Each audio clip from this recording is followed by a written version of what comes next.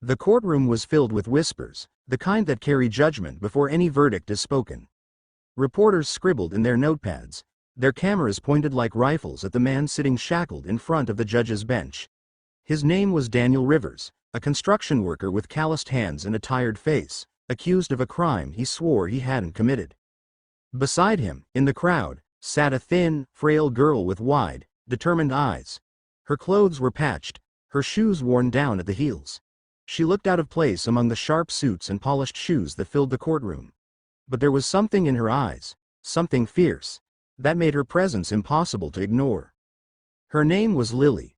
She was only 12 years old, but in that moment she carried the weight of someone who had already lived 3 lifetimes of hardship. At the head of the courtroom sat Judge Marcus Holloway, a man known for his stern rulings and unshakable demeanor. His body, however, told another story. Paralyzed from the waist down after a car accident years ago, he ruled from his chair with cold efficiency, never letting his weakness show. The charges against Daniel were severe: embezzlement, fraud, theft. He was accused of stealing funds from the very construction company he had helped build with his own sweat. The evidence, neatly stacked in folders, seemed airtight. But Lily knew the truth. She knew her father was innocent. When the judge asked if there was anything further to be said before the ruling, silence swept over the courtroom. Lawyers adjusted their ties. Reporters readied their pens. That's when Lily rose to her feet. Her small voice, trembling yet resolute, cut through the silence like a blade.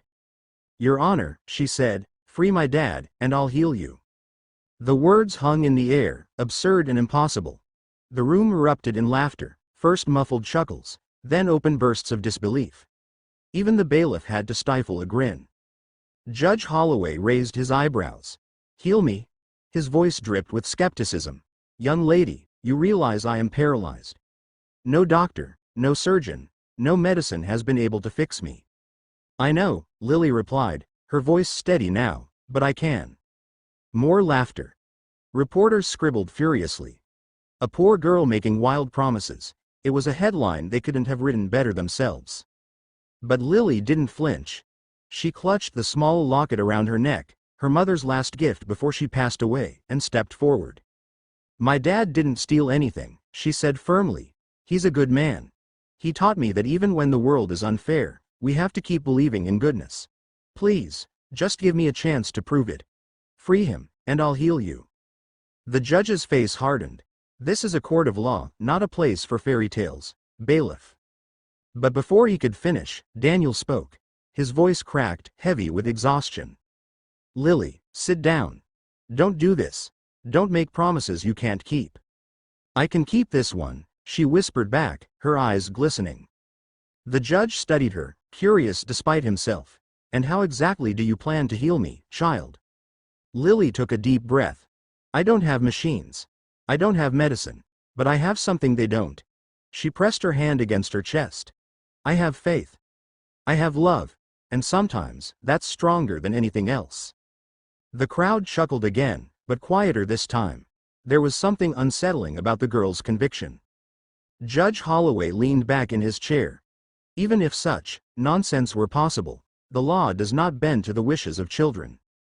But before he could dismiss her, something strange happened. Lily walked up to the edge of the bench, her tiny hands trembling, and reached out. The bailiff stepped forward to block her, but the judge raised his hand to stop him. For reasons he couldn't explain, he wanted to see what she would do. Lily placed her small hand on the wooden bench, just inches from his own lifeless legs. She closed her eyes. The room was silent. "Please," she whispered, not to the judge, not to the lawyers, not even to the crowd, but to something greater. For a moment, nothing happened. Then, faintly, the judge felt something he hadn't felt in years. A tingling sensation in his legs. It was so faint he thought he imagined it. His eyes widened, and his hand gripped the armrest of his chair. The courtroom gasped. One of the reporters shouted, "Did you see that?" Judge Holloway shifted uncomfortably, trying to mask his reaction, but there was no denying it. For the first time since his accident, he felt life in his legs. The room was no longer laughing. He cleared his throat. "Enough of this. The court will recess." But he couldn't shake it. That night, alone in his chambers, the tingling returned. He tried moving his toes, and for the briefest second, they responded. Tears welled in his eyes. The next day, Judge Holloway entered the courtroom with a storm raging inside him. He had devoted his life to the law, to reason, to evidence. But how could he explain what happened? Lily was there again, sitting quietly, her eyes locked on him. Her father sat in chains beside her. Before the proceedings could resume, Holloway called both parties forward. Mr. Rivers, he said slowly, your daughter believes she can heal me. I don't understand it. But, something happened yesterday. Something I cannot deny. Daniel looked at Lily, torn between disbelief and hope. Judge, my daughter's just a child. Don't put this burden on her. But Lily shook her head. I want to. The judge took a deep breath. Then we'll make a deal. If you can truly do what you claim, your father will walk free. The room erupted in shock. Lawyers objected. Reporters scribbled wildly. The bailiff muttered under his breath. But Holloway silenced them all with a wave of his hand. Lily nodded, her small face glowing with determination. She stepped forward again, this time placing both hands on the wooden bench. She whispered softly, words no one else could hear. Minutes passed. Sweat rolled down her forehead, her lips trembled with silent prayers. Then, suddenly, the judge gasped. His legs jerked. The courtroom fell into stunned silence. Slowly, painfully, Marcus Holloway pushed himself up from his chair. His knees wobbled, his arms shook, but he was standing.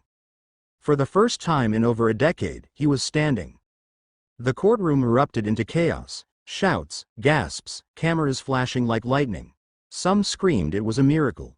Others cried fraud. But Judge Holloway knew the truth. His eyes filled with tears as he looked at Lily. You did it. His voice broke. You gave me back my legs. He turned to the court. Daniel Rivers is free. This case is dismissed. Lily ran into her father's arms, sobbing with relief. Daniel held her tightly, his shackled hands trembling as the bailiff rushed to unlock them. The reporters swarmed, but for once, their words failed them. Judge Holloway stood, still unsteady, and looked at the girl who had just changed his life. Why? He asked. Why would you do this for me, after everything I represent, after everything this court has taken from your family? Lily wiped her tears and smiled through them. Because my dad always says, kindness is stronger than anger. If I have the power to help, then I should. The judge swallowed hard, his throat tight. In all his years on the bench, he had never felt so humbled. From that day forward, the name Lily Rivers spread beyond the walls of that courtroom. To some, she was a miracle worker. To others, just a little girl with impossible faith. But to her father, she was everything.